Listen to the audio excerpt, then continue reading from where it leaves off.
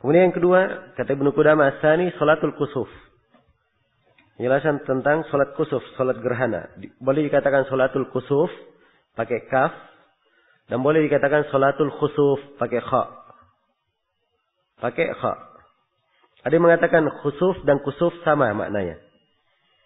Ada yang mengatakan bahwa kusuf untuk matahari, khusuf untuk bulan.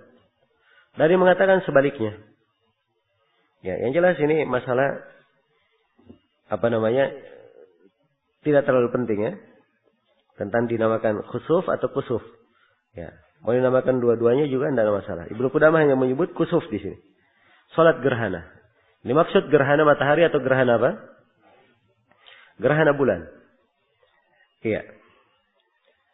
Baik. Dan ini dari salat sunnah. Apa salat sunnah yang disebut oleh salat tatawu yang disebut oleh Ibnu Qudamah. Yang disunnahkan dilakukan secara apa? Berjamaah. Adapun salat kusuf itu sendiri, salat gerhana itu sendiri, ya. Jumhurul ulama berpendapat hukumnya apa? Sunnah. Tapi sebagian ulama ada pendapat kedua. Mereka mengatakan hukumnya tidak sunnah, tapi hukumnya wajib. Hukumnya wajib. Ya, karena salat ini diperintah oleh Nabi yang pertama. Dan beliau terangkan bahwa salat ini, ya gerhana itu, matahari dan bulan adalah dua ayat dari tanda-tanda kebesaran Allah. Faida ra'aitumuha fasallu. Faida ra'aitum dalam riwayat lain, faida ra'aitum syai'an min dalika fasallu. Apabila kalian melihat sesuatu dari gerhana, salatlah kalian. Itu perintah ya. Ya, dan disebutkan bagaimana kaifiatnya. Dan harusnya seorang di dalam salat kusuf itu ya dilakukan karena faza. Seakan-akan dalam keadaan yang mengkhawatirkan sekali. Dan ini memberikan makna tentang wajibnya. Kalau dikatakan hukumnya sunnah, orang akan bergampangan dengan hal yang seperti ini. Ya, karena itu Syekh Ibnu Utsaimin rahimahullahu taala beliau lebih cenderung mengatakan bahwa salat kusuf hukumnya sunnah, hukumnya wajib. Apakah dia fardu ain atau fardu kifayah? Hanya saja beliau mengatakan paling minimalnya kita katakan fardu kifayah. Iya. Ini tentang salat kusuf. Baik. Penjelasan bahwa salat kusuf disyariatkan secara berjamaah dan secara sendirian. Kata Ibnu Qudamah faida kusifati asy-syamsu awil qamar, apabila terjadi gerhana matahari atau bulan, faza'an nasu ila shalah, maka manusia segera mengerjakan salat. Ya. Jadi sini menunjukkan bahwa gerhana itu, salat gerhana dilakukan kalau matahari gerhana itu apa? Gerhana terlihat, gerhana matahari atau gerhana bulan terlihat. Ya, sebab ukuran pelaksanaan adalah dengan melihatnya. Ukuran pelaksanaan dengan apa? Dengan melihatnya. Iya. Adapun kalau hanya diberitakan oleh ahli falak, oh ini tanggal sekian terjadi gerhana, tapi setelah itu gerhana tidak dilihat, maka tidak disyariatkan salat. Sebab Nabi memberikan ketentuan pelaksanaan salatnya kalau melihat. Kalau melihat kusuf tersebut. Iya. Baik. Jadi kalau dia tidak melihatnya, maka tidak ada kewajiban di dalam melakukannya. Iya. Tidak disyariatkan bagi seorang mengerjakannya. Ya, dan dimaklumi ya, kadang di sebuah negeri terjadi kusuf di satu tempat, di tempat lain tidak. Iya. Saya lupa mungkin sekitar 4 tahun lalu ya. Di Medina orang salat gerhana. Disiarkan lewat radio. Ya, satu Saudi semuanya dengar lewat radio. Di Medina. Tapi orang-orang di Riyadh tidak ada melihat gerhana. Jelas ya? Tidak ada melihat gerhana. Nah. Dan Syekh Shalal Fauzan waktu itu memberikan fatwa. Ya. bahwa tidak dilakukan sholat di Riyadh. Orang-orang di Madinah saja yang melihatnya melakukannya. Karena memang ini syariat sholat untuk apa? Dilihat. Ya, dan melihatnya boleh saja dengan mata kepala. Dan kalau dia lihat pakai teropong, misalnya mendung, dilihat pakai teropong dan ternyata kelihatan, maka dia sholat, tidak apa-apa. Ya, seperti kemarin ya, mendung ya di beberapa tempat yang terjadi gerhana. Ya, tapi dilihat pakai teropong kelihatan gerhananya. Jelas ya, maka ini dihukum ada gerhana. Tapi kalau misalnya mendung, ya tidak kelihatan sama sekali dan tidak ada yang tahu apakah ini gerhana atau tidak, maka asalnya dia tidak melakukan sholat. Karena pelaksanaan sholat gerhana itu sebab adanya apa? Adanya gerhana. Demikian.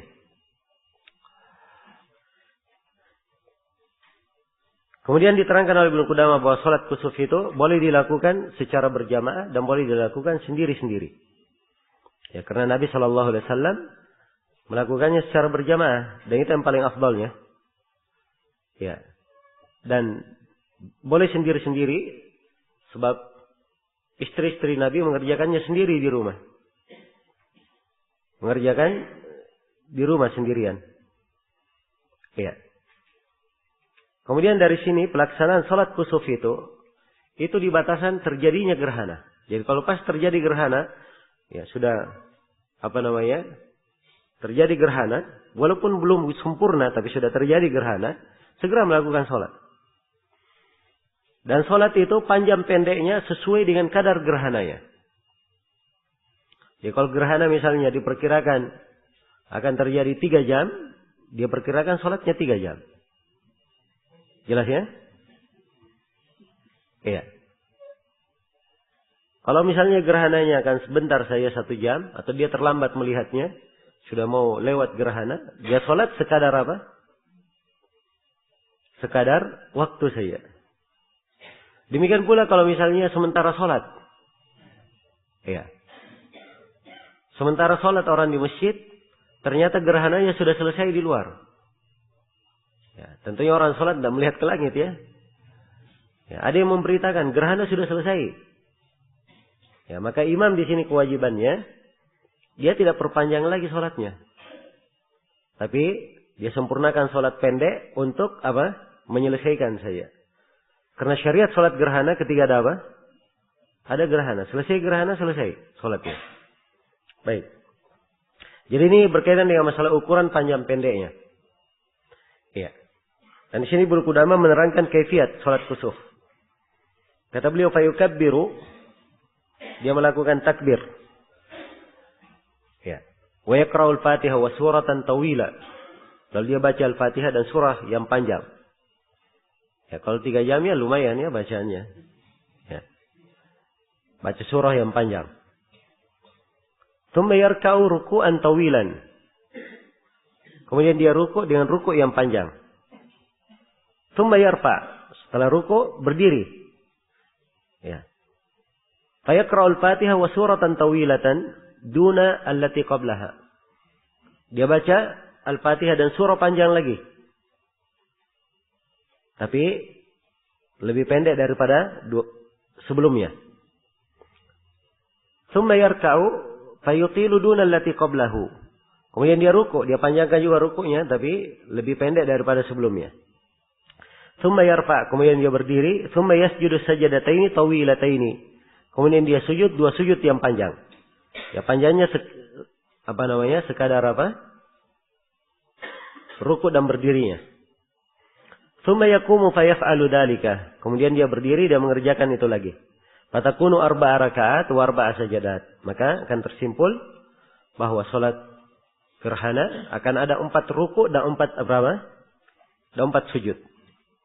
Jadi ini salat gerhana tampak bahwa ada sedikit perbedaan dengan salat yang lainnya. Di mana di salat gerhana itu pada setiap rakaatnya ada 2 ruku' dan 2 apa? 2 sujud. Ruku'nya 2 kali. Takbiratul ihram, Allahu Akbar, baca Al-Fatihah, baca surah panjang. Setelah itu ruku'. Kemudian berdiri. Biasanya kalau orang berdiri tidak, setelah itu apa? Sujud kan? Tapi ini tidak. Baca Al-Fatihah lagi, surah panjang. Ya. Setelah itu ruku, i'tidal. Kemudian sujud. Nah, ini sempurnalah berapa? 1 rakaat. Sujud 2 kali, sempurna 1 rakaat. Jadi pada setiap rakaatnya di sholat gerhana ada 2 ruku dan 2 apa? 2 sujud. Ya, karena itu bacanya lumayan ya.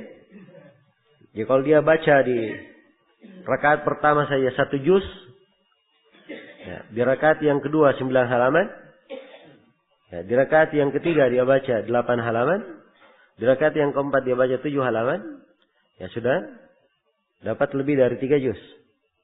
Ya. Dan ini bacaan yang panjang ya. Di sholat apa? Sholat kusuf. Sebab memang posisinya adalah posisi panik. Melihat terjadi perubahan pada matahari dan bulan. Dan ini mengkhawatirkan seorang muslim. Iya. Karena itu Rasulullah bersabda, "Inna syamsa wal qamara ayatani min ayatillah." Sungguhnya matahari dan bulan 2 ayat dari ayat-ayat Allah. Itu tanda. Ya, peringatan. Iya. Dan ini tidak bertentangan dengan terjadinya gerhana itu secara ilmu falak. Misalnya gerhana itu terjadi karena matahari terhalang oleh apa?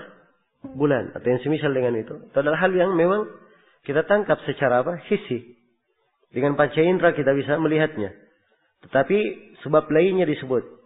Bahwa ini adalah tanda dari tanda apa? Kebesaran Allah.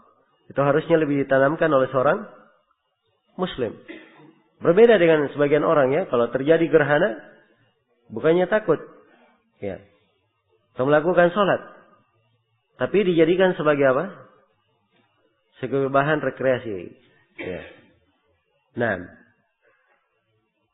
Sehingga ada sebagian acara-acara menonton gerhana. Ya. Menonton apa? Gerhana. Dan ini keliru semuanya dalam pembahasan sholat al-kusuf. Ya, seakan-akan kehidupannya adalah hidup menyaksikan saja apa yang berjalan. Ya, dan dia tidak mengambil pelajaran sama sekali di belakangnya.